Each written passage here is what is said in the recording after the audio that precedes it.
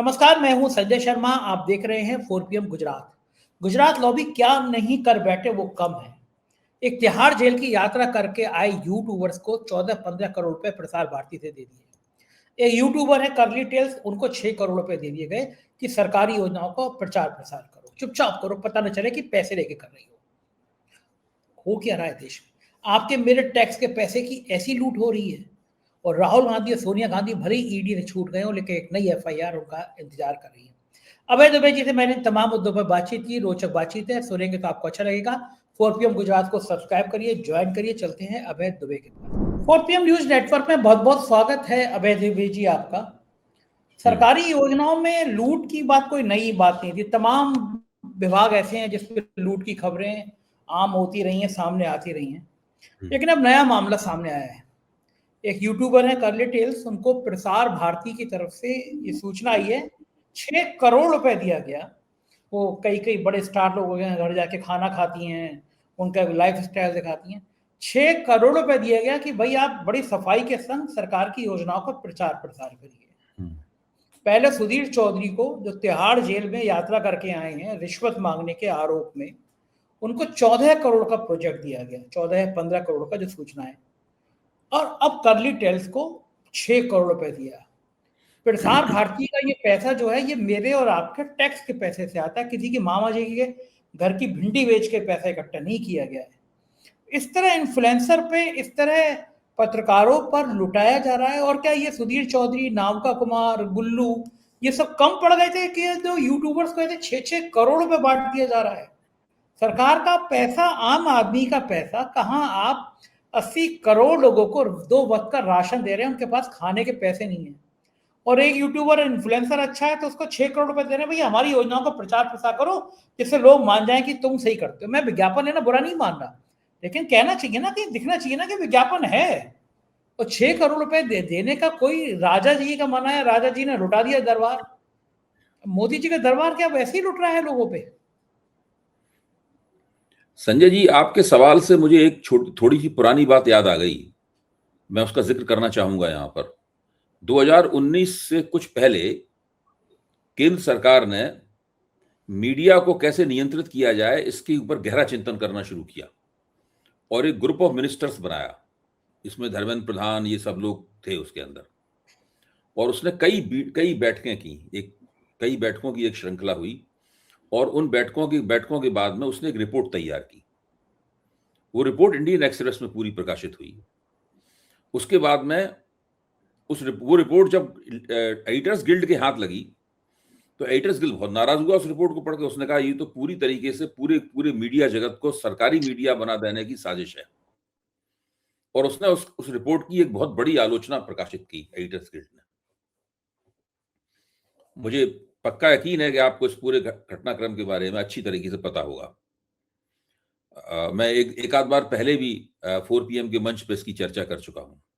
उसी के अंदर लिखा हुआ था रिपोर्ट में कि ऐसे इन्फ्लुएंसर्स की तलाश की जाए जो सरकार से हमदर्दी रखते हों और उनको सरकार के पक्ष में लाने के प्रयास किए जाएं, उनको पैसे दिए जाएं ताकि वो सरकार की तारीफें करें और सरकार की योजनाओं का प्रचार करें और सरकार के पक्ष में बोलें।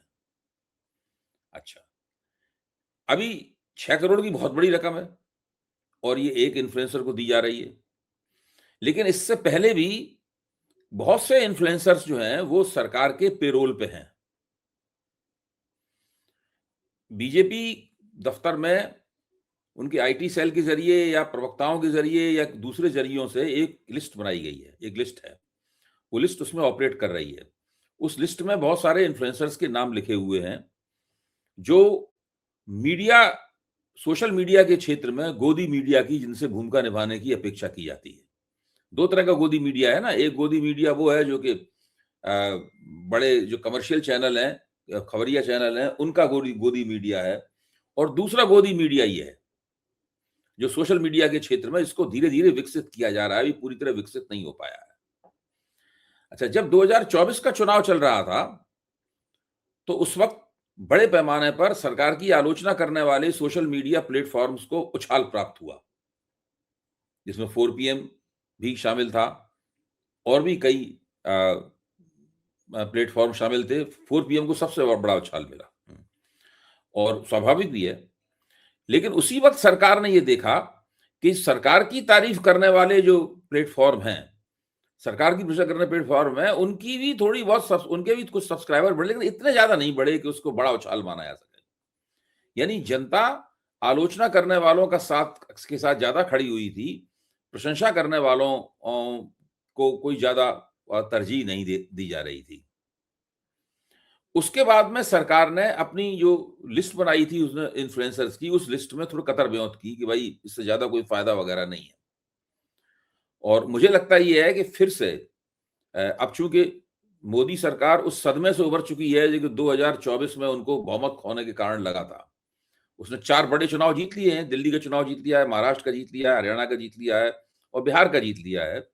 तो अब मोदी जी को लगने लगा है कि फिर से उनके कदमों में वही करारापन आ गया है जो करारापन 2019 से पहले 2024 से पहले हुआ करता था, और उन्होंने फिर से बेपरवाह होकर राष्ट्रीय स्वयंसेवक संघ की उपेक्षा भी करनी शुरू कर दी है, अपने सभी आलोचकों वगैरह की भी उपेक्षा करनी शुरू कर दी है, और फिर जो मन में आ रहा है उस तरह की नीतियां अपना रहे हैं, कोई भी फैसला कर रहे हैं, कुछ भी कर रहे हैं, ये सब शुरू कर दिया है। और बड़े पैमाने पर एक बार फिर मोदी सरकार, जो अभी थोड़ा संकोच में थी, मोदी सरकार अपनी योजनाओं के प्रचार प्रसार के लिए पैसा खर्च करने की मुहिम पर निकलने वाली है, और ये जो आप बता रहे हैं ये उसी का एक हिस्सा है। लेकिन आप सोचो ना कि कोई शर्म नैतिकता की बात नहीं, कोई पत्रकार अपनी पत्रकारिता के लिए जेल नहीं गया, वो 100 करोड़ की रिश्वत मांगने के लिए जेल गया, उसको 14-15 करोड़ का पैकेज, मतलब ये आम मध्यम वर्गीय परिवार जिसकी जेब ढीली हो जा रही है बच्चों की फीस देने में। आप पूछिए, सोचिए किसी की किचन का बजट बढ़ जाए ना 5-7 हजार रुपए का, तो पति पत्नी के माथे पे शिकन आ जाती है, बच्चों की फीस 3 गुना बढ़ गई। लोग परेशान हैं कि हमारी सैलरी बढ़ नहीं रही है और महंगाई इतनी बढ़ रही है, और उस पर आप 14-14 करोड़ रुपए एक ऐसे पत्रकार को जो रिश्वत में जेल गया, 6-6 करोड़ रुपए यूट्यूबर को ऐसे बांट रहे जैसे राजा यूं करके कोई दरबार में अपने चाहने वालों को दे रहा है। क्या ये आम देश के आम आदमी को इसमें गुस्सा आएगा, या देश के आम आदमी ने कसम खा रखी है वो सब बैंक के बैठ के देखते ही रहेगा कि राजा जी हैं, विश्व गुरु हैं, जो करना चाहे वो करें, गोदी मीडिया गुणगान करता रहेगा, कहीं कोई रिएक्शन ही नहीं होगा? संजय जी, ये 2 नाम तो हम लोगों को पता है, हम लोगों को जानते हैं, हमें ये बात पता लग गई है कि इनको इतने करोड़ रुपए दिए जा रहे हैं, इसलिए हम लोग आवेश में भरकर इस प्रकार की यहाँ बातें कर रहे हैं। मेरा मानना है कि ऐसे और भी कई लोग होंगे जिनको मान लो 14-15 करोड़ नहीं, 6 करोड़ नहीं तो 1 करोड़, 2 करोड़, 50 लाख, 1.5 करोड़, ये सारे के सारे रुपए बड़े पैमाने पर बांटे जा रहे हैं, और ये लोग लगे हुए हैं अपना काम करने में, सरकार का लगातार प्रचार कर रहे हैं।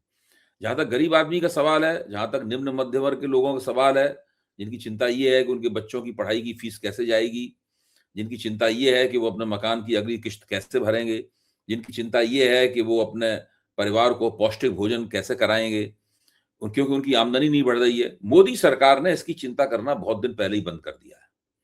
मैं नहीं मानता हूं कि मोदी सरकार अब इसकी चिंता करती है। जब मोदी सरकार नई आई थी उस वक्त जरूर उसकी चिंता करती थी, और कुछ डिजाइनें भी उसके पास थी ऐसे लोगों की मदद करने की, लेकिन वो धीरे धीरे करके सब वो खत्म हो गई हैं। स्थिति यह है कि मोदी सरकार अब इस तरह के अपने प्रयासों का प्रचार भी नहीं करती। एक जमाने में आप ध्यान होगा मुद्रा योजना का बहुत प्रचार किया जाता था।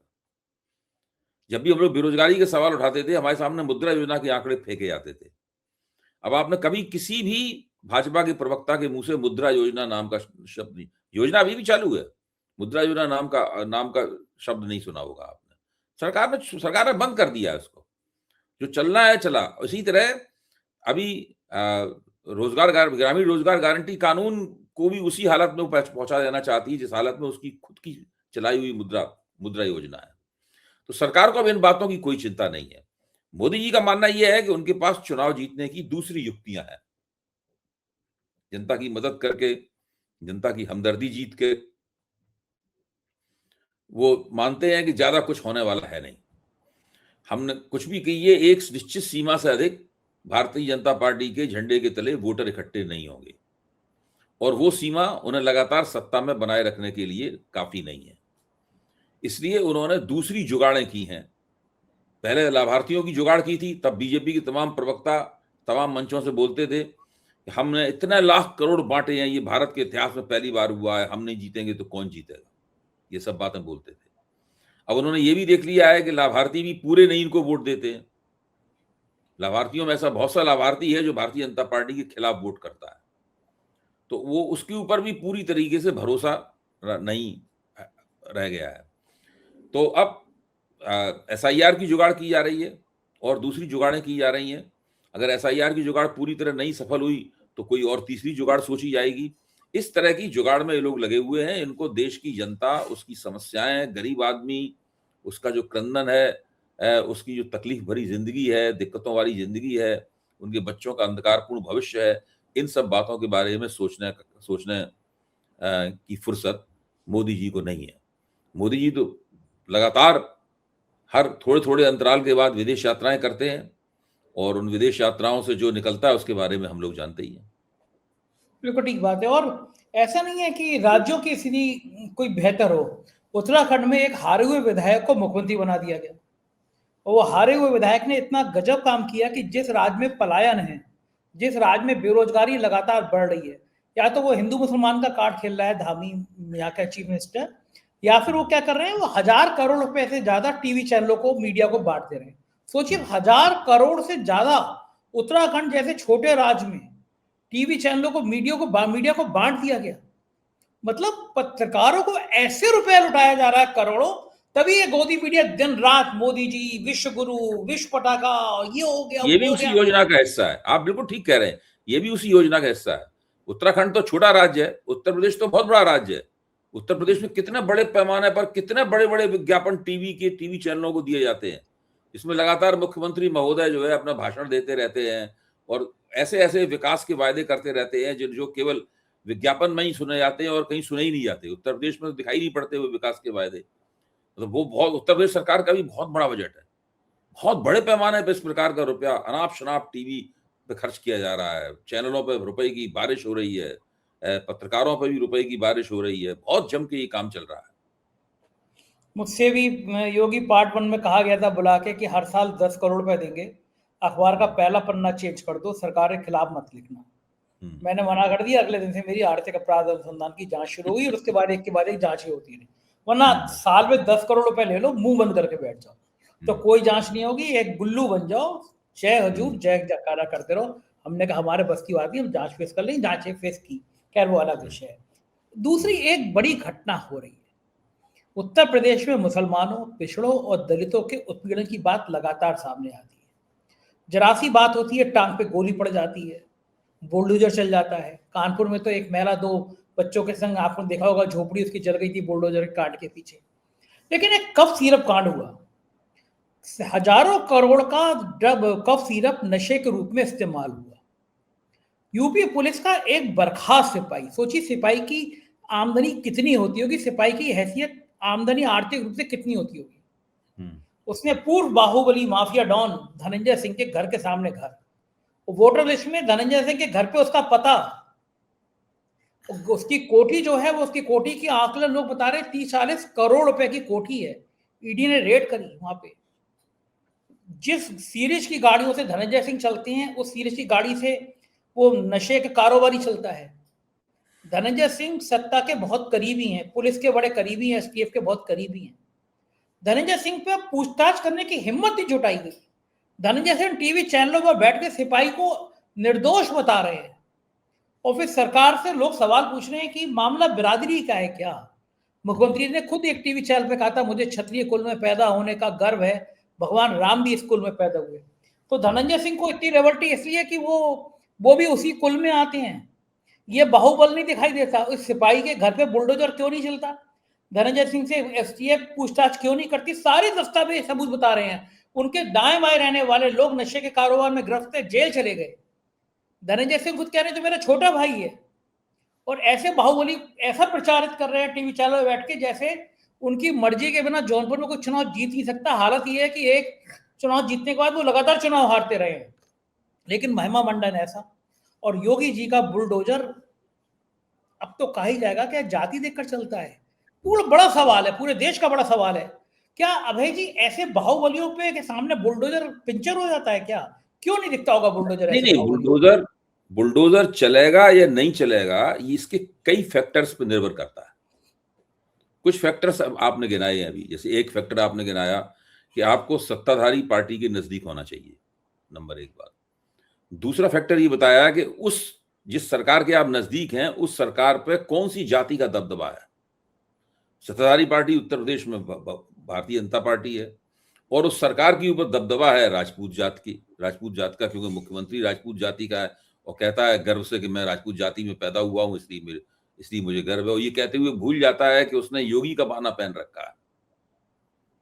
जब उसने साधु का बाना पहन रखा है तो उसे अपनी जाति की चर्चा ही नहीं करनी चाहिए और जातिगत गोलबंदी करने की कोशिश ही नहीं करनी चाहिए, क्योंकि पुरानी कहावत है जात ना पूछो साधु की। यहाँ साधु खुद ही अपनी जात बता रहा है, मतलब माइक पे बता रहा है, सार्वजनिक रूप से बैठ के माइक पे जात बता रहा है। ये दूसरा ये है, आप सोचिए कि जो नकली दवाओं का जो कारोबार है, जिसमें एक सिपाही इतना पैसा कमा लेता है कि वो 50 करोड़ की कोठी बना ले और उसमें बड़े बड़े माफिया डॉन धनंजय सिंह जैसे उस पूरे कारोबार में जुटे हुए हैं और उस सिपाही को अपना भाई बता रहे हैं और कह रहे हैं कि वो निर्दोष है, उसको छोड़ दिया जाना चाहिए।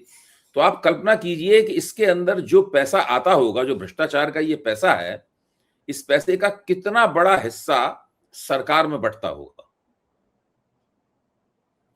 क्या ये पैसा केवल धनंजय सिंह की या उस सिपाही की जेब में जाता था, वैसे ही 2-3 और किरदारों की जेब में जाता था? नहीं, मेरा मानना है कि जब भी इस तरह के प्रपंच होते हैं और इस प्रकार के अवैध धंधे किए जाते हैं, उन अवैध धंधों का एक बहुत बड़ा पैसा सत्ताधारियों की जेब में डाला जाता है, चुनाव कोष में दिया जाता है और उससे तरह तरह की अय्याशियां की जाती हैं और करवाई जाती हैं। पत्रकारों को फुल्ली पेड हॉलीडेज के ऊपर भेजा जाता है, बड़े बड़े रिजॉर्ट्स में, खूबसूरत रिजॉर्ट्स में भेजा जाता है। नेताओं के बच्चों की विदेशों में पढ़ाई की फीस अदा की जाती है इस पैसे से। बहुत से नेताओं के बच्चे इस देश में विदेशों में पढ़ रहे हैं, अगर आप पता लगाएं तो पता चलेगा कि वो कभी उस नेता ने उसकी फीस ही अदा नहीं की, कोई अज्ञात शक्ति है जो उनकी फीस अदा कर रही है।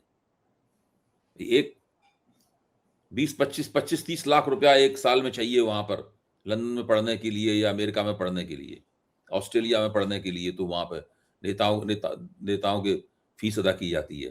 तो ये सब जो नकली दवाओं का कारोबार है, ये सत्ताधारियों की और जो ताकतवर रसूख वाले लोग हैं उनकी इन जरूरतों को पूरा करता है। इनके ऊपर बुलडोजर कैसे चल सकता है? हाँ, ये लोग अगर चाहें तो किसी के ऊपर बुलडोजर चलवा सकते हैं।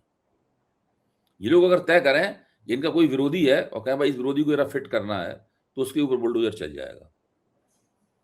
इसीलिए इसी डर से इनके खिलाफ विसिल ब्लोअर्स भारत में नहीं उभरते। या तो विसिल ब्लोअर की हत्या हो जाती है या उसके घर पे बुलडोजर चल जाएगा, उसे फर्जी केस में फंसा के जेल भेज दिया जाएगा। ये यहाँ पे हिंदुस्तान में विसिल ब्लोअर्स की हालत होगी। तो मुझे तो इसमें कोई ताज्जुब नहीं है कि धनंजय सिंह और उस सिपाही के घरों पे बुलडोजर नहीं चल रहा है। उनकी जायदादें वैसे ही गर्व के साथ खड़ी हुई हैं, जिस तरीके से आपने वर्णन किया, और आगे भी खड़ी होती रहेंगी। मुझे इसमें भी कोई आश्चर्य नहीं होगा कि एक दिन ये सब लोग, वो सिपाही जिसको गिरफ्तार किया गया है, वो सब छूट जाएंगे और फिर से इस अदा के साथ अपना काम करते हुए नजर आएंगे, जैसे कि उन्हें गिरफ्तारी का कोई डर ही नहीं है। बिल्कुल ठीक है। हालांकि नकली नहीं, वो दवा नशे के रूप में कारोबार होती थी। अफसर कह रहे हैं कि भाई सिरप तो ठीक था लेकिन नशे के रूप में इस्तेमाल होता था, यानी अभी से बचाने की देखिए, जो मैं कह रहा हूँ वो सही मुहावरा है। हाँ, वो जो मैं कह रहा हूँ वो सही मुहावरा है। हाँ, आप सोचो देखिए, करोड़ों की गाड़ियां गिफ्ट हो रही हैं, करोड़ों की गाड़ियां। दिल्ली के एक केंद्रीय मंत्री का नाम आ रहा है। भारत में बहुत सारे बच्चे मर गए हैं कफ सिरप देने से। हाँ, मध्य प्रदेश में तो बहुत सारे बच्चे मरे। हाँ, उत्तर प्रदेश में मरे हैं, उत्तर प्रदेश में सिरप मरे हैं। तो वो आप ये सब नकली दवाओं का कारोबार और इस तरह के कफ सिरप बनाना जिसको नशे में इस्तेमाल हो, ये दोनों एक ही कैटेगरी में आने वाली चीज है। बिल्कुल ठीक बात है। और यूपी के एक मिनिस्टर हैं संजय निषाद, वो कह रहे हैं नीतीश कुमार के नकाब हटाने पे सवाल किया गया कि नीतीश कुमार ने एक लड़की का चेहरे से हिजाब हटाया, तो कह रहे हैं कि बड़े हंसते हुए कह रहे हैं कि अरे बताओ कि नकाब ही तो हटाया, अगर हाथ कहीं दाएं बाएं जगह किसी और जगह लग जाता तो फिर क्या होता कि उंगली कहीं और चली जाती। शब्द नहीं निकल रहे मेरे मुंह से। एक कैबिनेट मिनिस्टर, ये वही कैबिनेट मिनिस्टर ये लोग जो है, जो किसी जमाने में कांशीराम के साथ थे, कहते हैं कांशीराम की निषाद साहब जो हैं, वो उनके नाम के साथ डॉक्टर भी लगता है, doctor Sanjay Nishad. Doctor Sanjay Nishad, doctor Sanjay Nishad वो किसी जमाने में कांशीराम जी की स्पीचेस लिखा करते थे, उनके भाषण लिखा करते थे। मुझे तो लगता नहीं कांशीराम को ऐसे किसी व्यक्ति की जरूरत होगी अपना भाषण लिखवाने में। हो सकता है कभी कभार एक आध बार कभी कोई उनके लेखन का उन्होंने इस्तेमाल कर लिया हो, तो उसी से बात ये प्रचलित हो गई हो। यानी कम से कम एक ऐसी पार्टी में थे जो दलितों के लिए काम करती थी, जिसने उत्तर प्रदेश की राजनीति को बहुत गहराई से प्रभावित किया, पूरी राजनीति को एक खास तरह की दिशा दी। आज जिस तरह की वो बातें करते हैं, या ओम प्रकाश राजभर जिस तरह की बातें करते हैं, या वो केंद्र में जो मंत्री हैं, जो महाराष्ट्र के नेता हैं, किसी जमाने में दलित पैंथर हुआ करते थे, हैं वो जिस तरह की बातें करते हैं, देख के ताज्जुब होता है कि ये वही लोग हैं। ये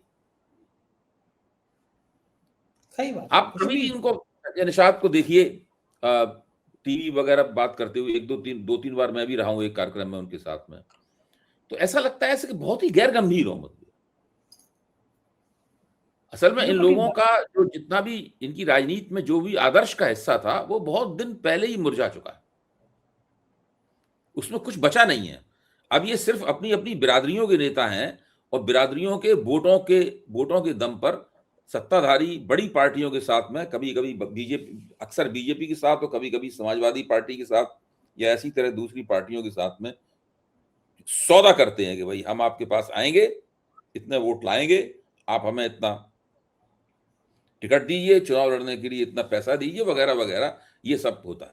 फिर टिकट बेचते हैं और फिर बड़े पैमाने पर अपनी जेब भरते हैं। ये है पूरी कहानी इन लोगों की। इनसे हम लोगों को उम्मीद नहीं करनी चाहिए कि ये कोई ऐसा काम करेंगे जिससे ये लगे कि इनके पास भी किसी किस्म का कोई ज्ञान है, किसी किस्म की कोई बुद्धि है, किसी किस्म की कोई नैतिकता है, कोई विचार है। इसकी हमें इनसे उम्मीद नहीं करनी चाहिए। उधर ईडी ने बहुत लंबे लंबे चौड़े सोनिया गांधी और राहुल गांधी पे आरोप फंसाने की कोशिश करी, लेकिन कोर्ट से राहत मिली। कांग्रेस ने ट्वीट किया है कि ईडी के जितने मामले हुए 2-3% लोग से भी ज्यादा रेशो नहीं है, सब छूट जाते हैं। लेकिन राजनीतिक रूप से ईडी ऐसा हथियार बन गई है सरकार का, केवल परेशान करने के लिए। कोर्ट में लगभग सब मामले छूट जा रहे हैं, लेकिन लोगों को परेशान किया जा रहा है। देखिए, नेशनल हेराल्ड का ये जो मामला है, जिसके अंदर कोर्ट ने कह दिया कि बिल्कुल बेकार का मामला है, वो आपने तो इसमें कुछ भी नहीं किया, एफआईआर तक दर्ज नहीं की, एक प्राइवेट पर्सन सुब्रमण्यम स्वामी कहने पे आप ये जांच कर रहे हैं, ये नहीं सुनेंगे हम, बिल्कुल बेकार है, खारिज कर दिया उसको। लेकिन इस चीज का सरकार को पहले से पता था कि होने वाला है, और सरकार अभी इस मामले को छोड़ने वाली नहीं है। इसीलिए सरकार ने कुछ दिन पहले इसी मामले में एक एफआईआर लिखवा के तैयार कर ली। सरकार जानती थी कि अगली तारीख पे जो दिसंबर में लगने वाली है, उसमें ये मामला छूट जाएगा, तब सरकार उसी जांच को उस एफआईआर के नाम पर फिर से शुरू कर देगी। फिर से ये मामला उसके हवाले कर दिया जाएगा ईडी के, इन्फोर्समेंट डायरेक्टरेट के, और इस पर जांच शुरू हो जाएगी। और बीजेपी की प्रवक्ता लगातार कहते रहेंगे कि ये सब लोग देखिए जमानत पे छूटे हुए लोग, ये सब जमानत पे छूटे हुए लोग, इस प्रकार से बेल पे हैं ये लोग हैं। ये मोदी जी भी कहते हैं, यहाँ ये बेल पे है, मोदी जी तक भी कहते हैं। ये फिर से शुरू कर देंगे। तो भारतीय जनता पार्टी इसको छोड़ने वाली नहीं है। भारतीय जनता पार्टी इसका राजनीतिक दोहन पहले करती थी, और राजनीतिक दोहन करने का उसने फिर से इंतजाम कर लिया है। जिस वक्त उसने ये एफआईआर लिखाई थी, अखबारों में आया था, तभी ये भी आया था साथ में कि अब ऐसा लगता है कि जो मौजूदा पहले से मुकदमा चल रहा है, उस मुकदमे में कोई जानवान नहीं बची है, इसलिए इस चीज को आगे बढ़ाने के लिए ये एफआईआर लिख के रख ली गई है। जैसे ही मुकदमा खारिज होगा, इस एफआईआर के आधार पर वो अपनी कानूनी कार्रवाई शुरू कर देंगे। देखो, ठीक बात है। बहुत बहुत शुक्रिया अभय जी, आपने मुझे समझ दिया। असली तब जबकि ये लोग सुप्रीम कोर्ट जाकर ये एफआईआर भी क्वेश करवा दें, क्वेश करा देंगे, ठीक बात। क्वेश करा दें, तब मामला कंप्लीट होगा, तब शायद ना आगे कदम बढ़ेगा। अभी तो पूरी तैयारी है इस मामले को फिर से खोलने की। बहुत बहुत शुक्रिया अभय जी, आपने मुझे इतना समय दिया। Thank you sir. ये तो अभय दुबे जी, पूरी बातचीत आपने सुनी, कैसी लगी बातचीत बताएगा जरूर। शुक्रिया, थैंक यू।